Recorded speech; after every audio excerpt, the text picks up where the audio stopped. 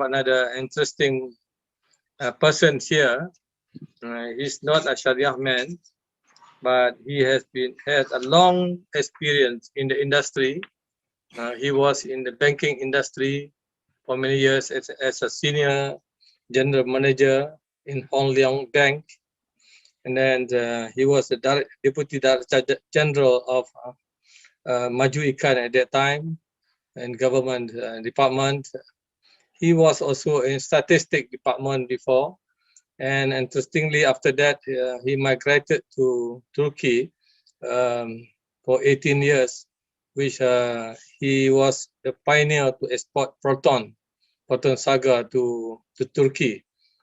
And then after that, he ventured into the Islamic hotel business over there. This is the first Islamic hotel in Turkey, but maybe the first in the world, using the application of real and Sharia, in Sharia compliance. And back to Malaysia, he became the CEO of Insania Holding. He was teaching in the University Islam Malaysia in Cyberjaya. He was also teaching in College University Islam Antarabangsa Selangor, now University Islam Antarabangsa Selangor. And he's a senior academic fellow at International Institute of Islamic Thought, with his experience in various industries, which not many people have done. He has written books on Islamic tourism, and he obtained his PhD very late. People can beat him.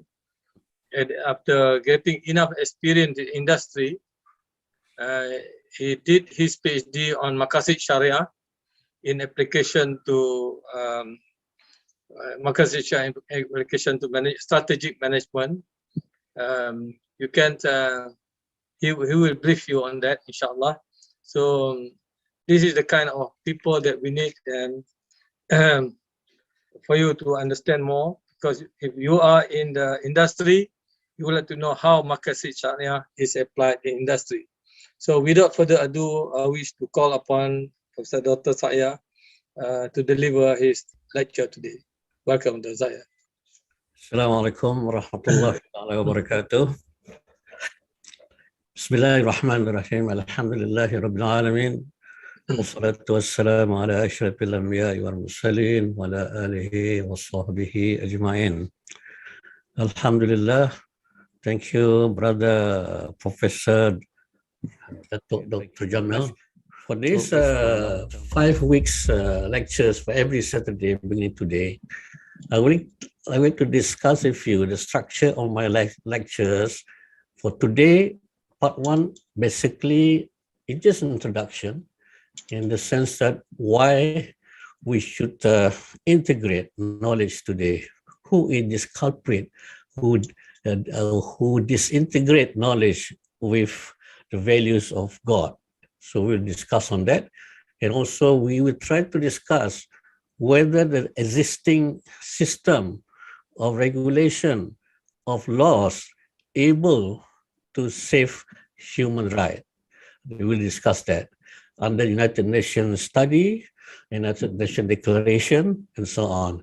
And then on the second day, perhaps we could study on Sharia, Maqasid Al Shariah, I mean Sharia and Maqasid Al Shariah, the relationship, and then how we could apply in management, or call it Sharia management, and also how we could apply it in economy, tourism, and even finance, what will be applied today. Sorry if there is any grammatical mistake on this slide, because nobody helped me to proofread it.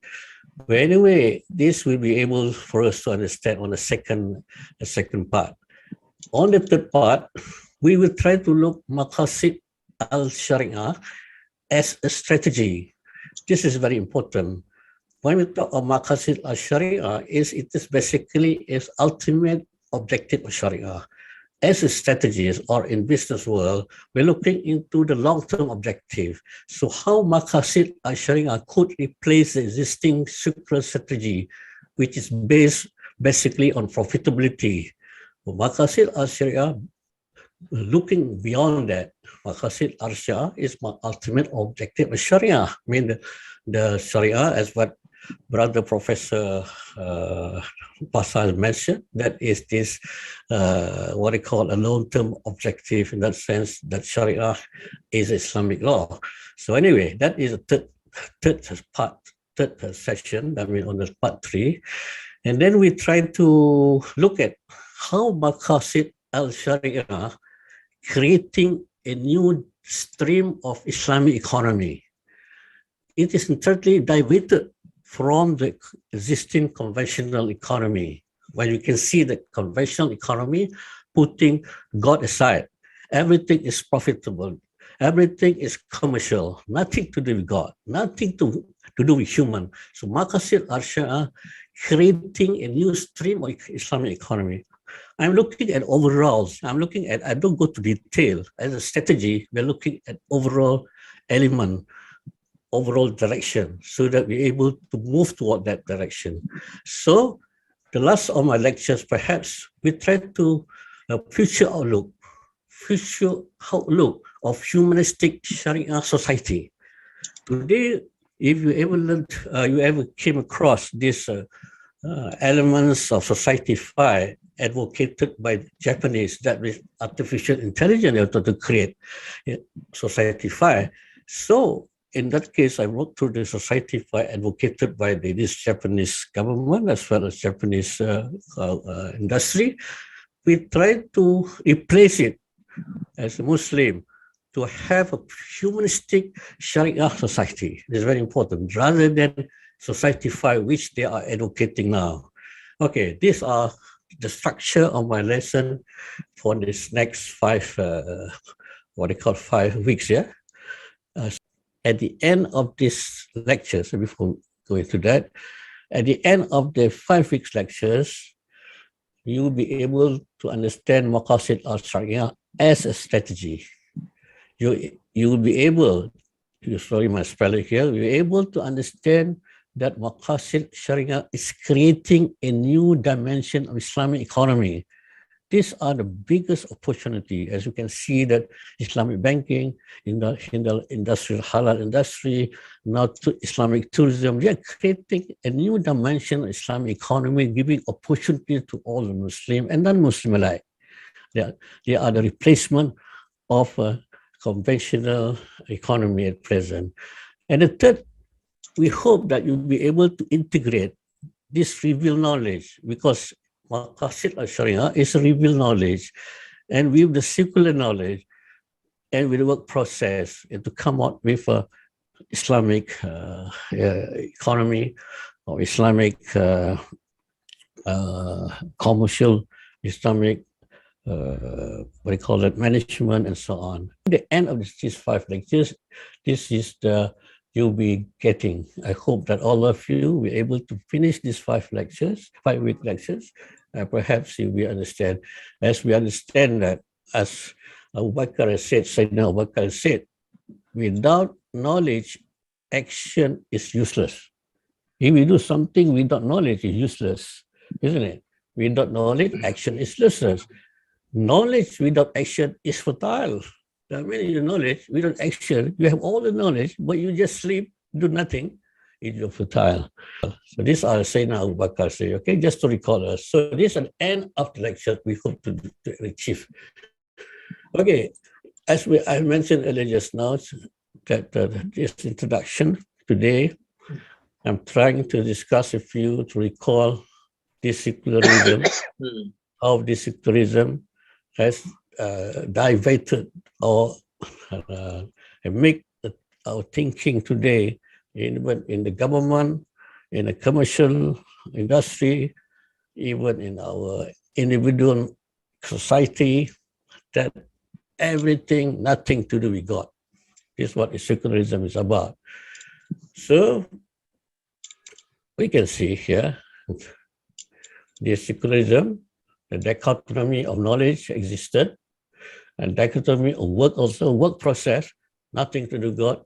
If we do everything as an engineer, nothing to do with God.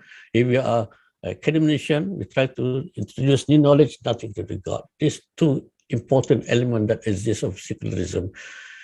This secularism actually is being invented by this culprit British writer George Jacob Hollywood in 1851. He is not a scholar, he is just a writer. So he introduced the word secularism, and he described everything in this world, what we do, knowledge, nothing to do with God. He was even put into prison, this guy, 2 years, because at that time, 1851, Christendom is still strong in Christianity, but he was put 2 years in prison, but he came out again and he formed a movement of secularism. So his ideas of secularism just for one person, and his movement has spread out throughout the world and divide dichotomy of knowledge and God, work process and God. So this is what happened today. That is why we need for an Islamic revelation in the span of Islamic. There is only way that Islam could save this world. Okay, and this because of this secularism, as you say, in 1851 by George Jacob Hollywood. Okay, now at present effort has been done.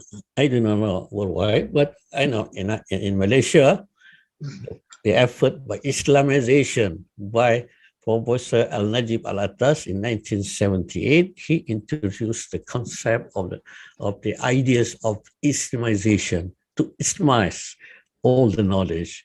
And later, 2010, Muhammad Kamal Hassan refined it further, Islamicization, the word Islamization, not Islamization, Islamization. But if you read through the two, I've read through the two ideas, the ideas are the same, okay? And of course, in 20 now, we are putting the element of integration. The reason why we are putting integration, because when we talk about Islamization, especially in Europe or in America, in Western world, they are worried. Oh, Islamists, you want to Islamize us. This is why we put integration of knowledge, reveal knowledge. Integration means Islam itself is principle, rules, regulation. Work process is work process. It adds values to work process. It adds values to knowledge. That is what Islamization means about. But because of the sensitivity of the word Islamization, we rather use integration. It means the same. Okay, we do that. Just giving a summary of what I've said just now. This is secular knowledge. This is a secular work process. This is Shariah, reveal knowledge. This be disintegrated. So what we're trying to do is to reveal Shariah, reveal knowledge, integrate into secular knowledge and secular work process. And also the three should be integrated into one, to me. In the sense of the knowledge without action, then it is, what do you call that? It's useless, but in the sense that if it's integrated into the work process, everything is a work process. Engineering is a work process. Management is a work process. Medical is a work process. Shariah, revealed knowledge is wisdom, principle, rules, and regulation integrated into the work process. That is what it meant, integration, which I interpreted in this way. Okay. Okay. Here I'm looking on, not on academic, and I'm looking at application. Okay. So when you look into this, everybody is looking into a solution. United Nations is looking into solution. After the war, they'll be killing each other, the world destruction and so on. In 1945, the United Nations come up with a resolution and passed in 1988 because of the human right, you see? And because the reason behind resolutions to be made, because what existing today, you can see, yes, today, this is what happened today. You can see that despite of all other efforts being carried out, you can, this on the right side here, you can see the depletion of ozone layers. Why? Management without values. They don't care about human. They don't care about God. They just make money out of it. It doesn't care what happened to the world. Let the future generations save the world. As long as they live within a certain time, they're able to make money, that is fine for them. Greenhouse effect now. Poisonous tax in a wake, water waste, water toxic waste. Poisonous toxins goes into the water table. Because I was involved in one business of this, what they call environmental business, in one country, which I do not want to mention the name, is a very rich country, but unfortunately, they don't have a good regulation. So this big company, respected company, oil company, they don't care. They just dump the solid sludge, oil sludge into the pond, and that goes down to the water table. They don't care. Just not saving money. Just because the country don't have a proper regulation. Look at Africa, for example. The country don't care about environment. Let people die. That is why they don't have the values, humanistic values, of God values into it. So that is the reason the world today is full of commercialization and profitability. You can see in commercialization this side. You realize that in this case of cleansing, killing, in the 20th century, what happened in Bosnia, they used rape as a means of war, raping the Muslim as a weapon. They just kill people just like that. Society, you just imagine, this is at the civilized nation of Europe, this thing happened, yeah? And they don't care when the United Nations Army is, when the children is protected in the so-called safe area, they just kill them. They don't care. And they just look at it. Who cares? Because of survival of fittest, they don't care anything about religion, humanistic, what do you call it? War is basically is because of reason of the commercial reason. You can see even what do you call that? Ukraine and Russian war. What is the reason behind it? Behind the collapse of European economy. You can see that European being used. I look at a different angle. Yeah, because war, no, because of money, because of industry. Okay, the biggest industry in America to survive is the military industry. They can't survive with that industry. The other one you can say human degeneration, human trafficking. Human trafficking, I think it's about 33 million a year, you see, of human slavery. It is studied by United Nations. I have the figures later. You see, this happened now in this world. Now, it's happening now. Intellectual disintegration now, disintegrate intellectual, academic profession is different, dichotomy. Knowledge is for sake of knowledge. There's not much integration, knowledge of and industry, not much happening today, you see. And commercialization, okay, human education, medication. You know the medication of COVID-19 has been studied by the Africa Alliance. Every 1 minute, the 3 companies make 10, and only 1 second, the company make $1,000 every second. You could imagine. They're making. And then the United Nations persuading this company, please help the African. We have been giving money to help you to start with the research. They don't care. They don't want to give. You see? Well, this is what happened in money because what? There's no values, humanistic values. There's no God-fearing values into this. Everybody talking of money profitability. Yes, okay. 15 minutes. And now, this is what's happening. Okay. This is what's happening in the world. This is what we're going to see. Commercialism, sex, and so on. Yeah. The next point of the 1.3. United Nations, as I mentioned earlier, 1945, in 1948, it was my birthday here in 1948. I'm getting older now. Age is catching up with me. There are 30 articles for protection human rights.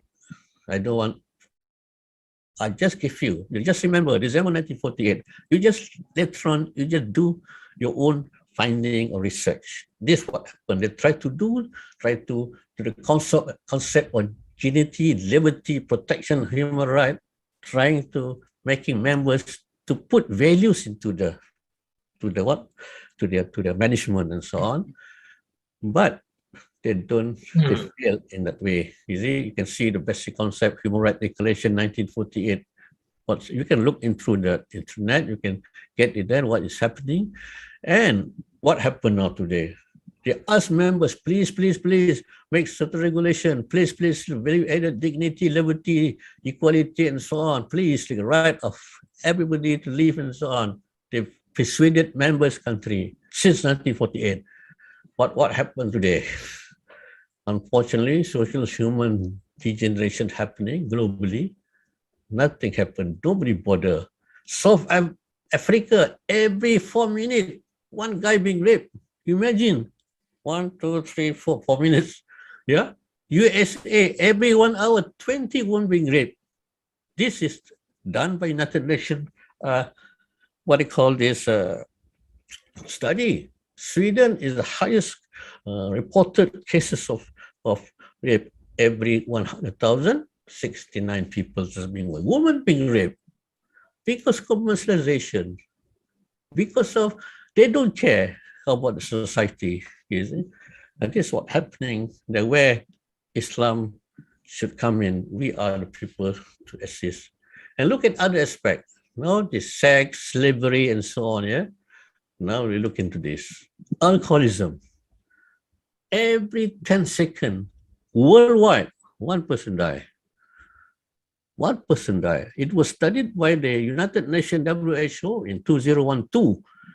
And at that time, the United Nations asking members, please, try to make strict regulation. This is what's happening. You're killing humanity. They short of saying that, please introduce Islamic law. They just say, please put a very strict regulation. They don't do it. Why? Because of commercialization. It's a big business in alcohol. It's about billion, trillion business. I remember in I think in 1980, America banned alcoholism. It happened in America in 80 something. And then later on they withdraw it back because of industry, of persuaded by these industries, this alcohol manufacturer. And this is what's happening, you see. Yeah, about $301 billion industry of this alcoholism, you see. So we see, sex, alcohol is social degeneration. I just pick up a small point, you see.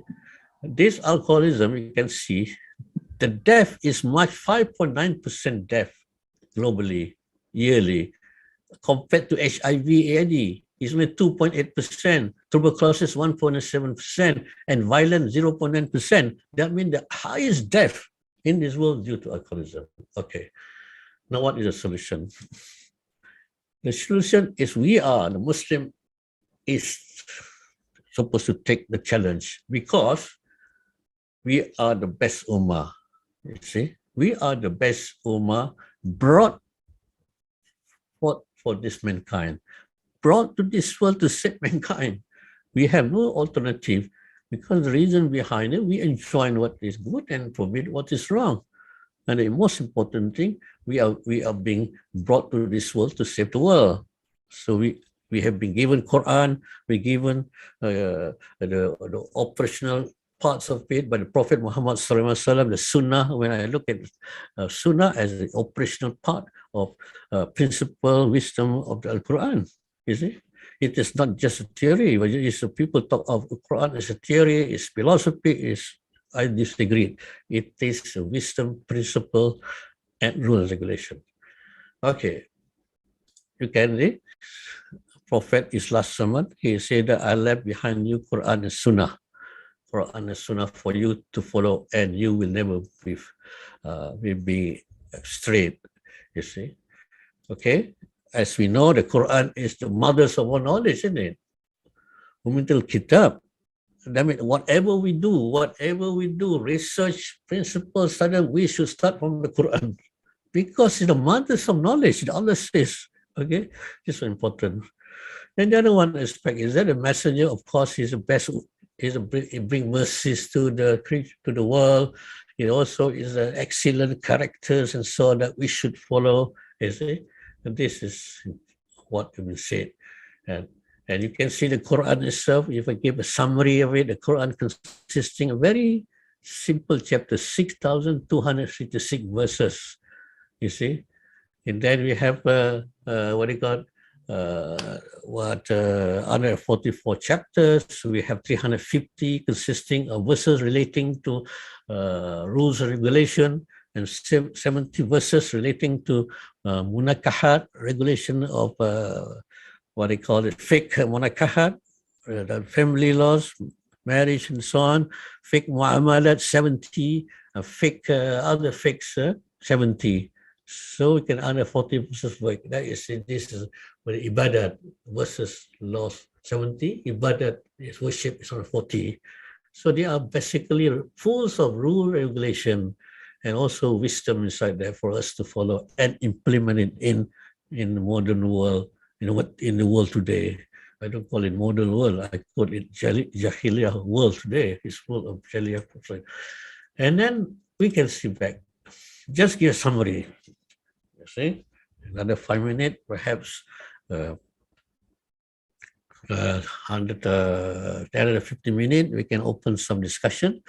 So I'm trying to capsulize what we have understand. I'm sure what you learned from Sharia, various definitions of Sharia and so on.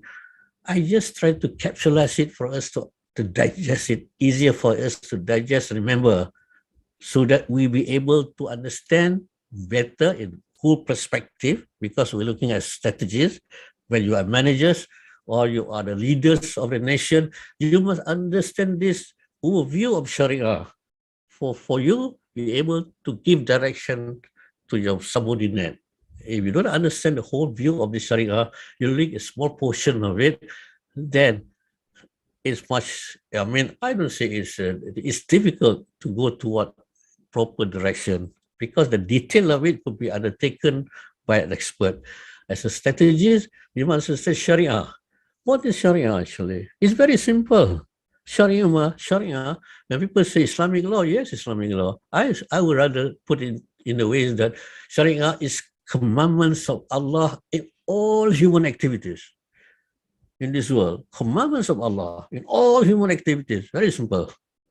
You see? That is irrespective of what? Of your Muslim or non-Muslim. When I talk to the European scholars, even original people, he asked me, I present this thing, what is Sharia? It's very simple. Sharia is all the rules of God is for all humanity. And where is your source? My source is Quran. You see? Full of principle, wisdom. It's not a concept. It is principle. It's being operationalized, being practiced by Prophet Muhammad sallallahu alaihi wasallam. You see? It was a proven practice, as at that time and today. And the Quran itself, it challenged humankind. Can you produce a certain surah?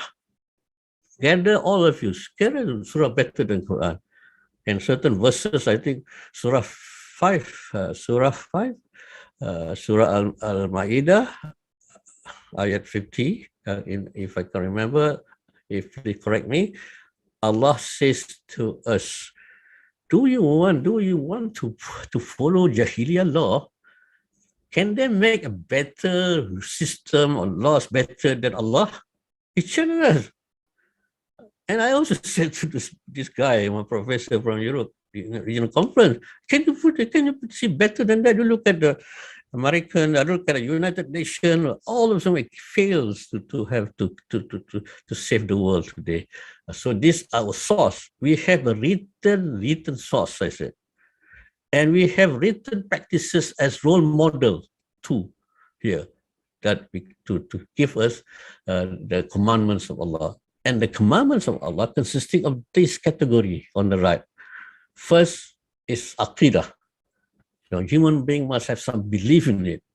Aqidah. I mean, as you know, Aqidah, I mean, belief in God, belief in the what do you call it? Angel, belief in the Kitabullah, belief in the Rasul, belief in hereafter, belief in the destiny. So these are the belief, a belief that is aqidah. And secondly, we have akhlaq here. The akhlaq is ethic. We have a certain code of ethic, the Muslim. This code. What I mentioned here is not something to do with integration of our life.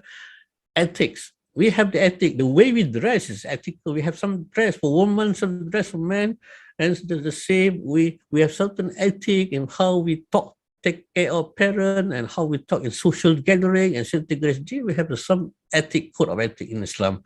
It's very specifically mentioned in the Quran and also practiced by Allah. Okay. Other than that, we have fake laws and regulation. We have laws and regulations, which is formulated. For example, I don't want to repeat, you must have gone into these courses, but just a summary: fake muamalah, fake fake ibadat, that is regulation relating to worship, relating to this muanakahat, muamalat, siyasa, dawlah, and jinayat, and so on. So these are the rules and regulation category 3 component, 1, 2, 3, and these are regulation. These are all human activities. And what is this purpose of having this? That consists of Maqasid Al Shariah. Having all this, Allah is very, very, very merciful to us. Merciful. He gives us very documented, preserved document. Al-Quran, His word is preserved, documented clearly. And not only that, He gave the Prophet Muhammad SAW to practice it, to show it for you, so you to be a role model to follow. You can't say it's a concept, you can't say it's not proven to follow. Say, with all this reason behind it, these are the objective. Of course, the structure of the objective Maqasid Shariah is being advocated by Imam Ghazali in 1111 or 1111, year 1111 Masihi, and also 504 Hijrah. So it's been discussed. He advocated this 5 set objective based on Quran and Sunnah, and it's been discussed until today. So this is called Maqasid Al Shariah. You can see all these things, yeah? All this what we can is, but the purpose is protection of religion, so that our religion is not being corrupted. They have some laid down principle, rules and regulation, and also protection of life. We have protection of life, all the principle, how we protect life and so on. One, you kill one person is equivalent to killing, whole mankind and so on. This protection of life. And then the other one is, you can see, protection of mind. You see, we have certain guideline so that our mind is not being corrupted. The most dangerous corruption which I can see is corruption of mind. You can see how the multimedia Barat, this Western world, they corrupted our Muslim mind through media. This is corruption of mind, corruption of religion, corruption of life, and this is protection of offspring. We have a special rules to protect our offspring, biological offspring. That's why we forbid homosexuality, lesbian, and so on. This basically is to protect humanity. And of course, last one is protection of the wealth and resources, environment and resources. This is all consisting of this. You see, it covered everything. It's what the Declaration of United Nations 1948. Now they come out with the standard, development objective. You see, sustainable development objective at the 32 point, which should be achieved by nation 200. They come out with all sorts of things without looking into Islam as a whole. So, brother and sister, this is what we understand. And then I think I have another 10 minutes. We can see that if we look at, I like to translate this chart into this. Why? Reason for it, if you look at this map, easy for you to understand, easy for you to see the interrelation between this, easy for you to integrate it into your work process. I will tell you next lecture how these maps could integrate into the work process. Okay, thank you. Assalamualaikum. Jazakallah khairan, Professor Dr. SHAYA'A. It was a very clear presentation with all the beautiful charts, systematic.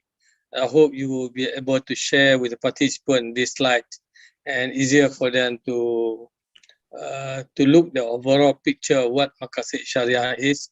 Inshallah, you have another 5 weeks for you to present. Thank you very much, Dr. SHAYA'A. Inshallah, we pray that you will be in good health at this age. You are still very active in the giving lecture to brothers and sisters from all over the world. Today we have about 200 over participants in the Zoom. More people are on the Facebook and YouTube because the time now is different from in Turkey, in Africa, and so on. But we have a big number of participants in this program.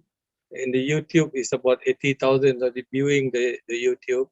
So we hope that your lecture will be benefited to everybody in the whole world. Jazakallah khairan. Inshallah, we'll see you again next week. Thank you very much. Thank you. Assalamu alaikum wa rahmatullahi wa barakatuh. Assalamu alaikum wa rahmatullahi wa barakatuh.